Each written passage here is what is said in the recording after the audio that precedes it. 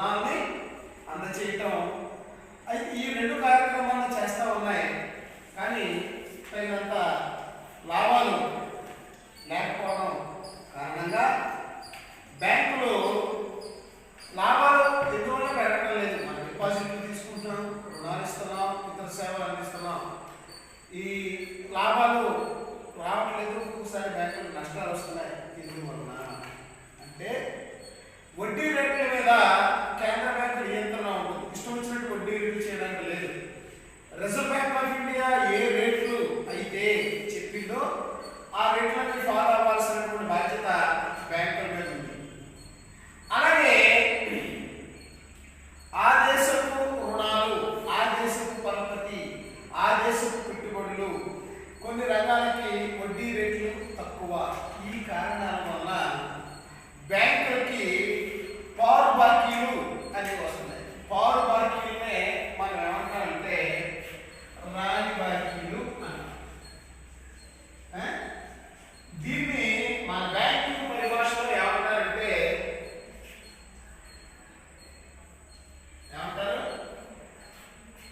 NPA. మన ఇక్కడ పెద్దవాళ్ళు చెప్తా పరిమాణ నిలవాలి, అదే ఎన్పిఏ అంటే నాన్ పెర్ఫార్మింగ్ అసెట్. మన దగ్గర ఆస్తి ఉంది, అది పనిచేయదు. ఆస్తి ఉంది, అది పనిచేయదు. పనిచేయడం అంటే ఏంటి? దాని మీద ఎంతో కొంత మనకి రిటర్న్ రావాలి, కానీ ఇక్కడ రావట్లేదు. సో ఈ పారు బాకీలు ప్లస్ బ్యాంకు వడ్డీ రేట్ల మీద నియంత్రణ ప్లస్ రుణాల గడువు పెరిగిపోవటం ప్లస్ రుణాల మీద చెల్లించే వడ్డీ, అలాగే డిపాజిట్ల మీద చెల్లించే వడ్డీ, రుణాల మీద మనకు వచ్చేటటువంటి వడ్డీకి వ్యత్యాసాలు తక్కువగా ఉండడం కారణంగా బ్యాంకులు ఆశించిన మేరకి లాభాన్ని గడించలేకపోతా ఉన్నాయి. దీన్ని గ్రహించారు. గ్రహించి బ్యాంకులు లాభార్జన కోసం అన్వేషణ చేసి క్రొత్త క్రొత్త విధానాలను ప్రవేశపెట్టాలి అని 1981వ సంవత్సరంలో మూలధన మార్కెట్లోకి బ్యాంకులు ఎంటర్ అయ్యాయి. మూలధన మార్కెట్లోకి బ్యాంకులు ఎంటర్ అయ్యాయి. అప్పటి నుంచి మర్చెంట్ బ్యాంకింగ్, లీజింగ్, ఫ్యాక్టరింగ్, అలాగే హౌసింగ్ ఫైనాన్స్, హౌసులు కట్టుకునే వాళ్ళకు రుణాలను, హౌసులు కొనుక్కునే వాళ్ళకు రుణాలను, ఇలాగా ఇవన్నీ చేయడం మొదలెట్టి వాటి రుణాలు మొదలెట్టి ఎక్కువ రుణాలు ఇచ్చి ఎక్కువ వడ్డీని రాబట్టుకోవాలి అనేటటువంటి వ్యత్యాసంతో ఈ బ్యాంకులు కొత్త కొత్త విధానాన్ని ప్రవేశపెట్టింది. అయితే ఇక్కడ ఈ 81 తర్వాత సెక్యూరిటీల మీద కూడా ఇవి దృష్టిని ఫోకస్ చేసి ద్రవ్య సంస్థలకి, కంపెనీలకి కూడా ఈ సెక్యూరిటీని బ్యాంకులు అమ్మడం ద్వారా కూడా వాటి యొక్క లాభాలను పెంచుకునేందుకు ప్రయత్నాలు చేస్తూ ఉన్నాయి. గృహ నిర్మాణాలకే కాకుండా ఎడ్యుకేషన్ లోన్స్, ఉన్నత విద్య చదువుకోవడానికి లోన్స్ ఇవ్వడం, అలాగే గృహోపకరణాలు కొనుక్కోవడానికి లోన్స్ ఇవ్వడం, వాహనాలు కొనుక్కోవడానికి లోన్స్ ఇవ్వడం, కార్లు, బళ్ళు, బైకులు, ఆటోలు కొనుక్కోవడానికి లోన్స్ ఇవ్వడం, ఇలాంటి అనేక రకాల వ్యవహారాల్లో బ్యాంకులు ప్రవేశించి లాభాలు పెంచుకోవడం ప్రయత్నించి. ఇవే కాకుండా రీసెంట్ 1980 తర్వాత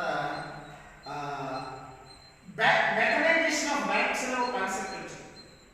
మెకనైజేషన్ ఆఫ్ బ్యాంక్స్ అంటే బ్యాంకులని యాంత్రీకరణ చేయటము.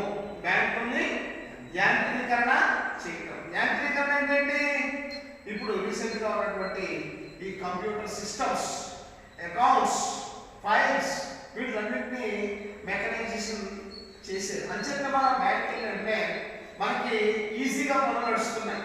ఎలాగా? మనం వెళ్తే మన సంతకం చూడాలనుకోండి, మన అకౌంట్ నెంబర్ కొడితే మన సంతకం వస్తుంది. విన్నానంటే లెడ్జర్ తెప్పించి ఆ లెడ్జర్ని ఫైల్ పెట్టి లెడ్జర్ తీసి మీకు అకౌంట్ బ్యాలెన్స్ ఎంత ఉందో చూసి టోటల్ చేసి అది వస్తుందో రాదో చూసి మీ సంతకం చూసి మీ ఫోటో చూసి ఇవన్నీ చూసి ఇచ్చేవారు. 2-3 గంటలు బట్టి ఇది రాలేదు. నువ్వు వెళ్ళినట్టునే నీ అకౌంట్ నెంబర్ కొడతాడు. మీకు ఎంత బ్యాలెన్స్ ఉందో తెలిసిపోతుంది, మీ ఫోటో వచ్చేస్తుంది, సంతకం వచ్చేస్తుంది, చూసి హ్యాపీగా పెట్టేసి వెంటనే డబ్బులు ఇచ్చేస్తుంది. అంటే మెకనైజేషన్ వలన ప్రయోజనాలు ఉన్నాయి. మెకనైజేషన్ చేసి స్టాఫ్ తగ్గించుకుని నరసింహం కమిటీ రిపోర్టు ఆధారంగా బేస్ చేసుకుని reduce the man power and increase the machine. ఇప్పుడు మెషిన్ వల్ల మన పనులన్నీ ఫాస్ట్గా అవుతున్నాయి. ఇప్పుడు ఎక్కడ కాలం తప్పకుండా మనుషులు అయితే 100 మంది అయిన తర్వాత అది మెషిన్ తెచ్చుకుని బ్రెజర్ తెచ్చుకున్నాను అలాగే ఇలా తీసారా పడకుండా 5 నిమిషాల్లో వెళ్ళిపోవాలి. సో ఇవన్నీ మెకనైజేషన్ వల్ల అడ్వాంటేజ్. ఈ మెకనైజేషన్ తరువాత వచ్చిన కొత్త కాన్సెప్టే ఇన్నోవేషన్స్ ఇన్ బ్యాంకింగ్. ఇన్నోవేషన్ కొత్త పద్ధతులు, ఈ banking, online banking, internet banking, anywhere banking, offshore banking, ATMs, RTGS ఇవన్నీ. ఇంతకుముందు ఫర్ ఎగ్జాంపుల్ ఆర్టీజీఎస్ చూసుకోండి. RTGS and NEFT. RTGS and NEFT ఇప్పుడు వచ్చిన కొత్త కాన్సెప్ట్ ఏంటంటే ఆర్టీజీఎస్ అండ్ నెఫ్ట్. మీకు state bank of India account ఉంది, బల్క్ అమౌంట్ పంపించాలి, వేరే బ్యాంక్ పట్టుకెళ్ళి విన్నారంటే అందులో తీసి ఇందులో కట్టాలి, అందులో తీసుకొచ్చి ఇందులో కట్టాలి, లేకపోతే వేరే ఛాన్స్ లేదు. లేకపోతే వాడికి చెక్ ఇవ్వాలి, వాడు చెక్ తెచ్చుకోవాలి, ఇందులో ప్రజెంట్ చేయాలి, క్లియర్ చేసుకుని. ఇప్పుడు అలా కాదు, మనకు అప్లికేషన్ ఇస్తారు, వాడి నెంబరు మన నెంబరు, వాడి అకౌంట్ నెంబరు మన అకౌంట్ నెంబరు, మీ పాన్ కార్డు వాడి పాన్ కార్డు ఇచ్చిస్తే కొద్దిగా కమిషన్ తీసుకుంటాడు, ఇందులో నుంచి అందులోకి అకౌంట్ ట్రాన్స్ఫర్ చేసేస్తున్నాడు. ఇదేంటి ఇన్నోవేషన్. ఇప్పుడు వచ్చిన కొత్త టెక్నిక్ రీసెంట్ గా ఏంటి RTGS and NEFT. RTGS and NEFT bulk amount లక్షల్లో పట్టాలి. ఇప్పుడు ఇల్లు కొనుక్కున్నారు, ఇల్లు అమ్ముతున్నారు, పొలాలు అమ్ముతున్నారు, ఇవన్నీ అమ్ముతున్నారు, కోట్లాది రూపాయలు ఇవ్వాల్సి ఉంటుంది. అవి పట్టుకెళ్ళాలి, మీరు పట్టుకున్నా అఫీషియల్ ఇవ్వాల్సిన అమౌంట్ కొంత ఉంటుంది, అన్అఫీషియల్ ఇవ్వాల్సిన అమౌంట్. అఫీషియల్ ఇవ్వాల్సిన అమౌంట్ ఇందులోకి వెళ్ళి బ్యాంక్ వెళ్ళి నెఫ్ట్ అప్లికేషన్ ఇచ్చి ఆర్టీజీఎస్ కానీ నెఫ్ట్ కానీ పట్టుకుంటే టక్ కొట్టేస్తారు. ఇమీడియట్గా వాడు అకౌంట్లో పట్టుకోతుంది, మనకు తెలిసిపోతుంది, మనకి మెసేజ్ వచ్చేస్తుంది, మనకు డైరెక్ట్ అయినట్టు మెసేజ్ వస్తుంది, వాడికి ఇదే మెసేజ్ వస్తుంది. ఇవి నిన్న నేను ఒక చోట బిర్యానీ పాయింట్కి వెళ్ళాను కావాలి, అక్కడ 1040 రూపాయలు. నా దగ్గర అన్ని 500 1000 ఇచ్చాను తీసుకోమని. 40 రూపాయలు అలాగే ఆల్రెడీ రిసిప్ట్ తీసేసాడు, అన్నీ వచ్చేసింది, కౌంటర్లో వెళ్ళిపోయింది. 1000 ఇచ్చాను, 40 రూపాయలు ఇవ్వలేదు. 40 రూపాయలు ఎలాగనుకుంటుంటే ఆడ ఎదురుకుండా దొంగ అందులో ఎలా పెడితే ఫోటో వచ్చింది, ఏంటి గూగుల్ పే, ఫోన్పే ఇలా పెడితే నెంబర్ వచ్చింది, అది కొట్టేస్తే 40 రూపాయలు వెళ్ళిపోయింది. లేకపోతే ఆడ అమ్ముకోవడం అనేది మనం కొనుక్కోవడం అనేది, లేకపోతే మనం పట్టుకెళ్ళేది ఏదో తగ్గించి తీసుకోవాలి. ఇదేంటిది ఇన్నోవేషన్, కొత్త టెక్నిక్. గూగుల్ పే, ఫోన్పే ఇవన్నీ కొత్త లేటెస్ట్ రీసెంట్. ఏటీఎంస్ గురించి మన అందరికీ తెలుసు. ఏటీఎం గురించి మన అందరికీ తెలుసు. ఏటీఎం అంటే ఏంటి? ఏటీఎం అంటే ATM automatic teller machine. Automated teller machine. దీనివల్ల ఉపయోగాలు ఏంటి మనకి? ఇప్పుడు నీకు రాత్రి 10 గంటలకు డబ్బు అవసరమైంది, బ్యాంకింగ్ 10 గంటల నుంచి 4 గంటల వరకే, 10 గంటలకు తీసుకొని కుదరదు. నీకేమో అకౌంట్ ఇక్కడ ఉంది, నువ్వు హైదరాబాద్లో కాకినాడలో ఎక్కడ ఉన్నావు, నీకు కుదరదు. ఎలాగా వెళ్ళి తెచ్చుకోవాలంటే అంటే మనం అందులోకి వెళ్ళి మనం పెట్టి అవన్నీ కొట్టి ఆ తర్వాత నెంబర్ పిన్ నెంబర్ కొడితే మనకు ఆటోమేటిక్గా డబ్బులు వస్తుంది. ఇది ఫెసిలిటీయే కదా. ఇన్నోవేషన్, కొత్త ఇన్నోవేషన్. మెషిన్ వల్ల ఇప్పుడు మెషిన్ దగ్గర వెళ్ళాల్సిన అవసరం లేదు. ఇప్పుడు నీ దగ్గర స్మార్ట్ ఫోన్ ఉంటే చాలు, స్మార్ట్ ఫోన్ ఉంటే చాలు. ఏం చేస్తున్నావు? ఈ banking, online banking, internet banking, anywhere banking. ATM దగ్గర వెళ్ళవలసిన పని, ఏటీఎం దగ్గర వెళ్ళవలసిన ఇందాక అక్కడ కూర్చుంటే నాకు కరెంట్ బిల్ వచ్చింది. కరెంట్ బిల్ వెంటనే అందులోకి వెళ్ళేసి బిల్ పేమెంట్లోకి వెళ్ళేసి కరెంట్ బిల్ కట్టేసాను. నేనైతే బ్యాంక్కి వెళ్ళాలి, డబ్బులు తీసుకోవాలి, కరెంట్ బిల్ కట్టించుకుని వెళ్ళాలి. మనకు రాత్రి 12 గంటలకి రీఛార్జ్ అయిపోతుంది. 12 గంటలకి మన దగ్గర ఫోన్ ఉంటే రీఛార్జ్ చేయించుకుంటున్నాం. ఇవన్నీ ఏంటి?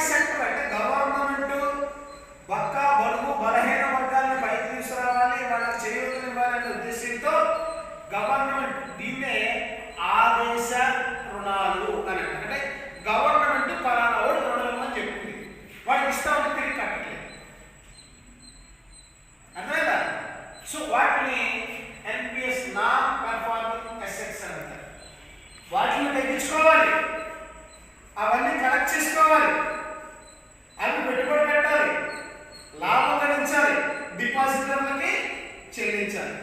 ఈ రాట్ల అప్పు ఇచ్చిన వడ్డీ వస్తుంది, వడ్డీ లేదు, అసలు లేదు. ఇది బ్యాంకుకి నష్టం. బ్యాంకుకి నష్టం ఎవరు నష్టపోతారు? కస్టమర్ నష్టపోతారు. ఎందుకంటే అప్పు తీసుకున్నవాడు కట్టడు, కానీ డిపాజిట్ చేసిన వదలడు కదా. డిపాజిట్ చేసిన వదలడు. ఎప్పుడైతే డిపాజిటర్కి అడిగినప్పుడు డబ్బు ఇవ్వలేదో ఆ బ్యాంక్ సంక్రాంతి అంతే కదా. ఎప్పుడు బ్యాంక్ దేని మీద ఆధారపడింది? జనాల యొక్క నమ్మకము, విశ్వాసము మీద ఆధారపడి ఉంది. ఆ విశ్వాసం, నమ్మకం కోల్పోయినప్పుడు బ్యాంక్ ఏం చేస్తుంది? ఆటోమేటిక్గా మూసేస్తుంది. దివాళా అంటే ఇప్పుడైతే జనాల విశ్వాసం పోయింది, ఎప్పుడు డిపాజిట్లు తీసుకెళ్ళిపోతారు, ఎవరు డిపాజిట్ లేదు, డిపాజిట్ లేకపోతే రుణాలు లేదు, రుణాలు లేకపోతే లాసు, ఏం చేస్తారు? మూసేస్తారు. అంచేత బ్యాంకులన్నీ ఆలోచన చేసి కొత్త కొత్త విధానాలన్నింటినీ ప్రవేశపెట్టి వీటిని తగ్గించుకోవడానికి ప్రయత్నం చేశారు. ప్రయారిటీ సెక్టర్ ఒక్కరు మానేశారు. ఎవరు పడతాడు డబ్బులు ఇవ్వట్లా. ఆ డబ్బులు వేరే 30% ప్రయారిటీ సెక్టర్ ఇచ్చేవారు 10% ఇస్తున్నారు. 10% మిగతా 90% ఇష్టం వచ్చినట్లుగా ఇన్వెస్ట్మెంట్కి, ఇండస్ట్రీకి, బిజినెస్కి, ట్రేడ్కి, అన్నింటికి వాడుకుంటా ఉన్నారు. సో అంచేత టెక్నాలజీ వలన అడ్వాంటేజ్ ఉంది. టెక్నాలజీ వలన అడ్వాంటేజ్ ఉంది. ఇది చిన్న electronic banking mechanisation of banks జరగాలి అంటే చిన్న చిన్న బ్యాంకులన్నింటినీ విలీనం చేయాలి, ఎలక్ట్రానిక్ విధానాన్ని ప్రవేశపెట్టాలి, విత్త మార్కెట్ని అనుసంధానం చేయాలి. టెక్నాలజీ బ్యాంక్ని ఎక్కువ మంది టెక్నాలజీని వాడేలాగా మనం చేయగలిగినట్లయితే ఖాతాదారులు కోరుకునే సేవలన్నింటినీ బ్యాంకు అందించగలుగుతుంది. ఖాతాదారుడు ఏ సేవలైతే కోరుకుంటాడో ఆ సేవలు అందించాలి అంటే టెక్నాలజీ వాడాలి. అయితే ఈ టెక్నాలజీకి మూల కారణం innovation of computer. Innovation of computer ఎప్పుడైతే వచ్చిందో ప్రపంచం యొక్క రూపురేఖలు మారిపోయింది. టెలిఫోన్ బ్యాంకింగ్ సౌకర్యాలు కలగజేయాలి. ఖాతాదారుడు వాళ్ళ యొక్క బ్యాంకు ఖాతాలని ఫోన్ ద్వారా వినియోగించుకునేలా చేయగలగాలి. ఈ 1988వ సంవత్సరం తర్వాత రంగరాజన్ కమిటీ వారు బ్యాంకింగ్ రంగంలో అంటే బ్యాంకింగ్ సెక్టార్ యొక్క పనితీరుని ఏ విధంగా ఇంప్రూవ్ చేయొచ్చు అని రంగరాజన్ కమిటీని వేస్తే ఆ రంగరాజన్ కమిటీ వాళ్ళు కొన్ని సూచనలు చేశారు. ఆ సూచనలో ఒకటి ఏంటంటే కంప్యూటరీకరణ జరగాలి, బ్యాంకులన్నీ కంప్యూటరీకరణ జరగాలి. అలా జరిగినట్లయితే చెల్లింపులు, సెక్యూరిటీలు వీటన్నింటినీ పరిష్కరించుకోవడానికి వీలుగా ఉంటుంది అనేటటువంటి ఉద్దేశంతో నాణ్యమైనటువంటి సేవలు వినియోగదారులకు అందివచ్చు అనేటటువంటి ఉద్దేశంతో బ్యాంకుల మెకనైజేషన్ చేశారు. అసలు ఎలక్ట్రానిక్ బ్యాంకింగ్ అనేది ఏమిటి అంటే మీరు చెప్తా నోట్ చేసుకోండి.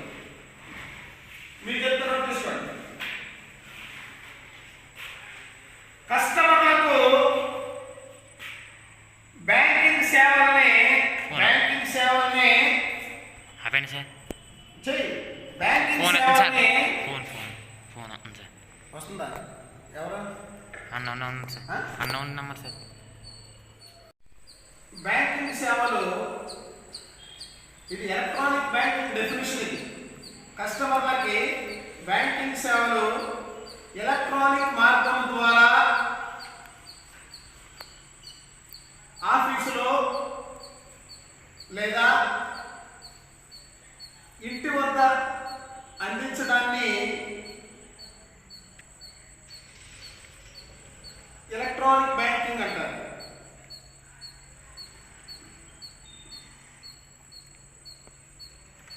అంటే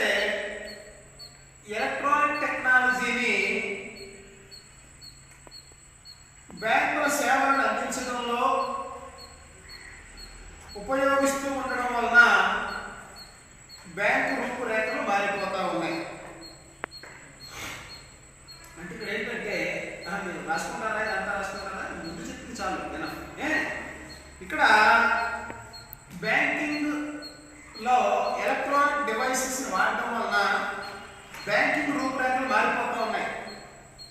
దీనికి ఉదాహరణ ఏంటంటే ఇటుకలు సిమెంట్తో నిర్మించిన బ్రాంచ్ బ్యాంకింగ్ స్థానంలోనే మౌస్ అండ్ క్లిక్, ఇటుకలు సిమెంట్తో కట్టిన బ్రాంచ్ గోడల మధ్య కాకుండా మౌస్ అండ్ క్లిక్ ద్వారా బ్యాంకింగ్ వ్యవస్థని నడిపేస్తూ ఉన్నారు.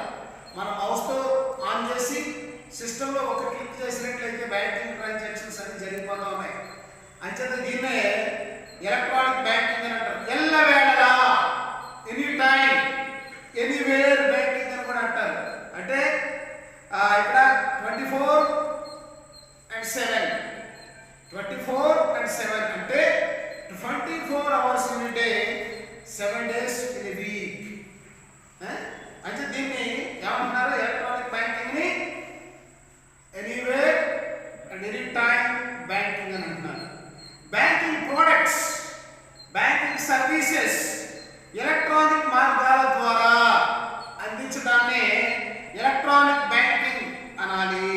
అంటే బ్యాంకింగ్ ప్రొడక్ట్స్ అంటే వేరియస్ డిపాజిట్స్, ఫిక్స్డ్ డిపాజిట్లు, రికరింగ్ డిపాజిట్లు, కరెంట్ డిపాజిట్లు, టర్మ్ డిపాజిట్లు, వీటన్నింటినీ కలిపి బ్యాంకింగ్ ప్రొడక్ట్స్ అండ్ బ్యాంక్ మనకి ఏ సర్వీసెస్ అయితే ఆఫర్ చేస్తుందో వాటినన్నింటినీ బ్యాంక్ ప్రొడక్ట్స్ అని అంటారు.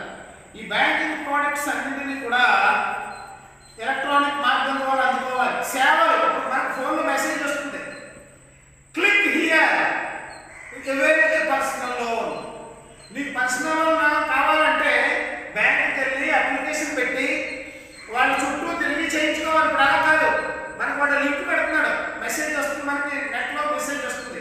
Message click here, with in fraction of seconds you will get personal loan in your account and without using any paper or any evidence మీకు ఇచ్చేస్తానంటున్నాడు. ఇదేంటిది?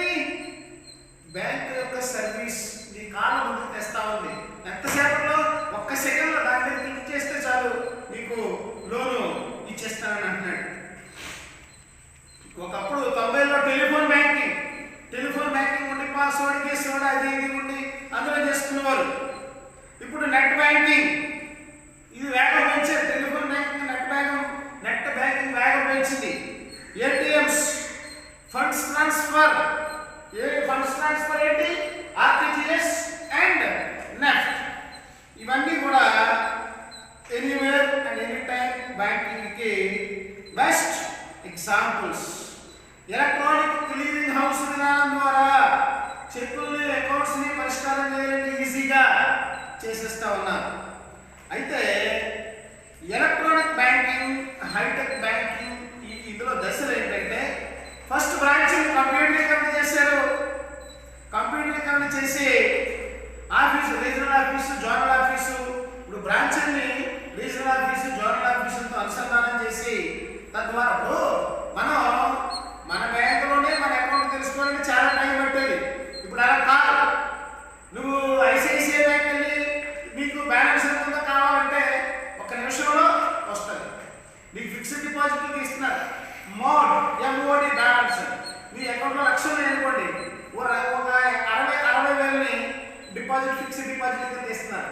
Fixed deposit కింద తీసిన నువ్వు ఏం చేయాలి? బ్యాంక్ వెళ్ళాలంటే ఆ ఫిక్స్డ్ డిపాజిట్ క్యాన్సిల్ చేయాలంటే డిపాజిట్ పట్టుకెళ్ళాలి, క్యాన్సిలేషన్ లెటర్ ఇవ్వాలి, నీ ఆధార్ కార్డు ఇవ్వాలి, ఇవన్నీ స్థిరంగా అయ్యేది. ఇప్పుడు అలా కాదు.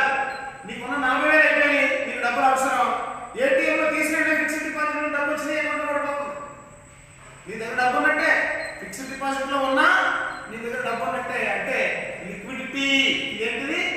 లిక్విడిటీ పెరిగింది. టెలిఫోన్ బ్యాంకింగ్ వచ్చింది, హోమ్ బ్యాంకింగ్. బ్యాంక్కి వెళ్ళాల్సిన అవసరం లేకుండా టెలిఫోన్ బ్యాంకింగ్ వచ్చింది. అలాగే తర్వాత ఫేజ్లో ఏటీఎంస్ వచ్చినాయి. ఏటీఎంస్ గురించి మీ అందరికీ తెలుసు కదా. ఇది అయిన తర్వాత computer banking, personal computer banking, వ్యక్తిగత బ్యాంకింగ్ వచ్చింది. నెట్వర్క్ లేదా ఆన్లైన్ బ్యాంకింగ్ వచ్చింది. ఆన్లైన్ బ్యాంకింగ్ సేవలు ఏమిటి అంటే ఇంట్లో కూర్చొని ఇంటర్నెట్ ద్వారా మనం పోర్ట్ఫోలియో విధానం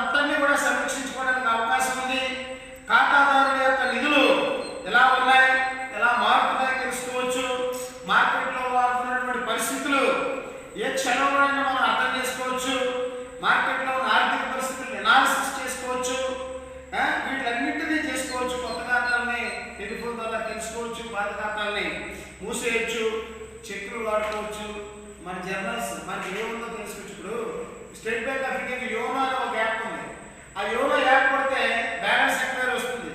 నువ్వు ఎఫ్ఐఆర్స్ కొట్టి నెలలో ఏమేమి చేసావో నీ అకౌంట్ అన్ని మొత్తం.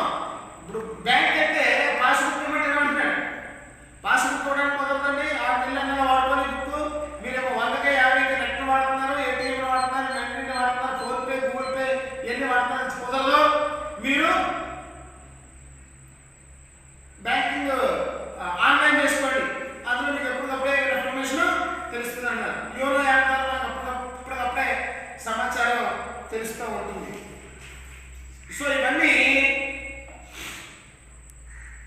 Technology banking. ఇవే కాకుండా క్రెడిట్ కార్డ్స్, అలాగే స్మార్ట్ కార్డ్స్, రూపే కార్డ్స్, ఇవన్నీ కూడా ఏంటంటే బ్యాంకుకి వెళ్ళి మనం లోన్ పెట్టి లోన్ శాంక్షన్ చేసిన తర్వాత డబ్బులు తీసుకోవడం వేరు.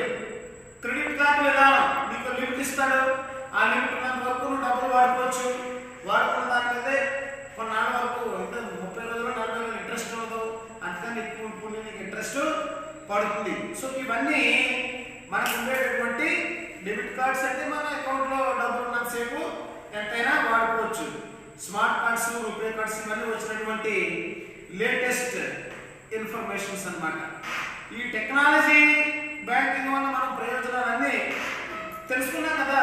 ఇంట్లో ఉండి చేసుకోవచ్చు, బయటకు వెళ్ళాల్సిన అవసరం లేదు, 24 hours చేసుకోవచ్చు, సెలవు రోజు పండుగ రోజు అనేది లేదు, సంవత్సరం పొడవునా చేసుకోవచ్చు. తర్వాత ఏంటంటే ఈజీ, టైం సేవ్ అవుతుంది, మనీ సేవ్ అవుతుంది. సో ఇవన్నీ దీనివల్ల వచ్చేటటువంటి అడ్వాంటేజెస్. ఇంకా ఆఫ్ షోర్ బ్యాంకింగ్ అనేది ఏంటంటే, ఆఫ్ షోర్, షోర్ అంటే